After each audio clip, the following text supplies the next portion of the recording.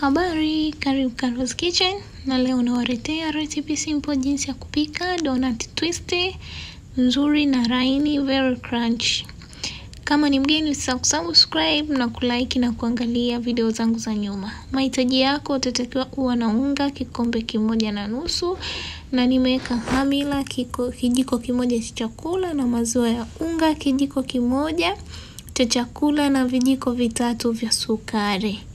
Ukipenda kuweka yai ni sawa, lakini mimi sipendelei, na kama utaweka iliki ama mdarasini pia ni sawa.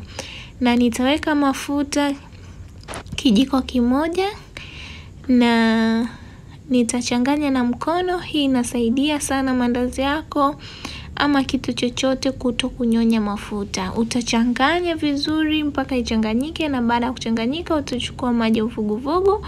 Sijaweka vipimo kwa sababu nilitumia kikombe kimoja na hakikuisha.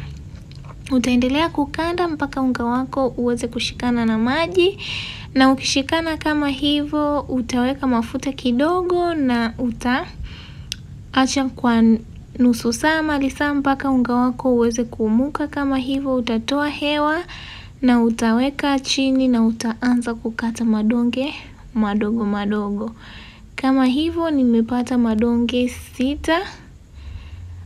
Nitaanza kutengeneza mdonge mviringo kama wa chapati, na kama utataka donut twisted zako ziwe ndogo basi utapunguza madonge. Na baada ya kumaliza kama hivyo nitaanza kuchukua moja moja, na hapa ili uwe makini naomba utumie mafuta, itakupa matokeo mazuri kuliko unga. Utaanza kusukuma kama hivyo kati, na baada ya kupata kati utaanza kuplace moja chini moja juu, yani unazungusha hivyo. Hii itakusaidia kusokota vizuri. Baada ya kupata urefu unaoutaka utakunja kama hivyo na utasokota kidogo hapo mwanzo, na utaanza kusokota ama kutwist donut zako kama hivyo mnavyoona. Na baada ya hapo utahakikisha umefunga mwisho vizuri na utasukuma ili upate kupata donut ambayo sio ndefu sana, na utaendelea hivyo mpaka umalize donut zako. Twisted donut ni nzuri kwa macho na zinapendeza sana, na ni watoto hupenda kufurahia. Kwa hiyo kama hivyo, hiyo ni njia nyingine. Utasokota kama hivyo na utaanza kusokota ama kutwist donut zako.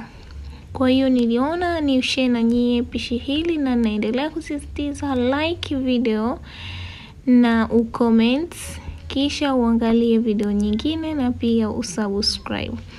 Utaacha kama hivyo ziumuke na utaweka mafuta yako, na yakianza kupata moto kidogo utaanza kuweka donuts zako kwenye mafuta ambayo sio ya moto, kwa sababu umetwist ama umesokota, zinatakiwa ziive taratibu sana.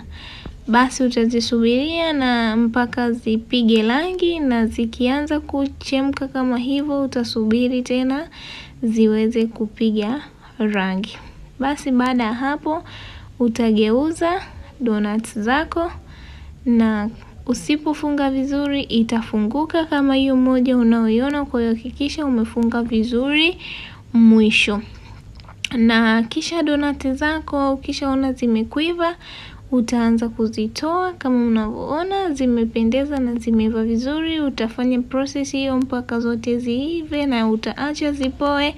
Na kama mnavyoona donuts zangu zimepoa, laini sana na very crunchy, na yani zinapendeza. Nitaweka kwenye chombo, na donut hizi unaweza kuziweka chocolate na pia unaweza kuweka kwenye icing sugar, lakini nitarushia sukari tu kidogo kwa ajili ya urembo, ama unaweza kula hivyo hivyo ni sawa. Leo ndo lilikuwa pishi letu, na nitakata ndani tuangalie. Kama mnavyoona ni laini na hazijanyonya mafuta na zimechambuka. Basi niwaage na kusema bye bye.